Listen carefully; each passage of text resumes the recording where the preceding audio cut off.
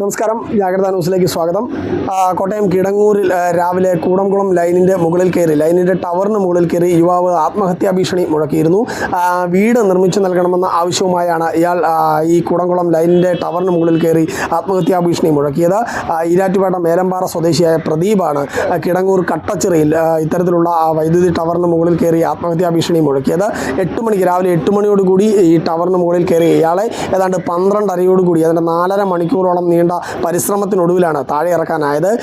കോട്ടയം കിടങ്ങൂർ പോലീസും പാലാ ഫയർഫോഴ്സും അതോടൊപ്പം KSEB അധികൃതരും ചേർന്നാണ് ഇയാളെ താഴെ ഇറക്കുന്നതിന് വേണ്ടിയുള്ള ശ്രമം നടത്തിയത്. എല്ലാവരും ചേർന്ന് നടത്തിയ ഏറ്റവും ഒടുവിൽ ഇവരെല്ലാവരും ചേർന്ന് നടത്തിയ അനുനയ നീക്കങ്ങൾക്കൊടുവിലാണ് ഇയാൾ താഴെ ഇറങ്ങിയത്. മുൻപ് ഇയാൾ പാലായിൽ സമാന രീതിയിൽ KSEBയുടെ വൈദ്യുതി ടവറിന് മുകളിൽ കയറി ആത്മഹത്യാ ഭീഷണി മുഴക്കുന്ന സാഹചര്യമുണ്ടായിരുന്നു. ഇയാൾക്ക് മാനസിക പ്രശ്നങ്ങളുള്ളതായി പോലീസ് പറയുന്നുണ്ട്. എന്നാൽ ഇനിയുള്ള തുടർ നടപടികൾ എന്താകും എന്നതടക്കമുള്ള കാര്യങ്ങൾ ഇനി കോട്ടയം കിടങ്ങൂർ പോലീസാണ് സ്വീകരിക്കുന്നത്. ഏതായാലും 4-4.5 മണിക്കൂറോളം സമയം നാടിനെ മുൾമുനയിൽ നിർത്തിയ ശേഷമാണ് ഇയാൾ താഴെ ഇറങ്ങിയത്. കൂടംകുളം ലൈനിന് മുകളിലായതുകൂടി തന്നെ വലിയ ട്രാൻസ്മിഷൻ അല്ലെങ്കിൽ വലിയ തോതിൽ വൈദ്യുതി കടന്നു പോകുന്നൊരു സ്ഥലമാണിത്. അതുകൊണ്ട് തന്നെ വലിയൊരു അപകട ഭീഷണി ഉയർന്നിരുന്നു. 4 മണിക്കൂറോളം ഇയാളുടെ ശ്രമത്തെ ഇയാളിങ്ങനെ ആത്മഹത്യാ ഭീഷണി മുടക്കിയതിനെ തുടർന്ന് KSEBയും പോലീസും അതോടൊപ്പം തന്നെ അഗ്നിരക്ഷാ സേനയും നടത്തിയ ശ്രമങ്ങൾക്കൊടുവിലാണ് ഇയാളെ താഴെ ഇറക്കാനായത്.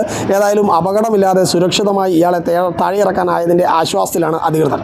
കോട്ടയം കിടങ്ങൂരിൽ നിന്നും ടീം ജാഗ്രത.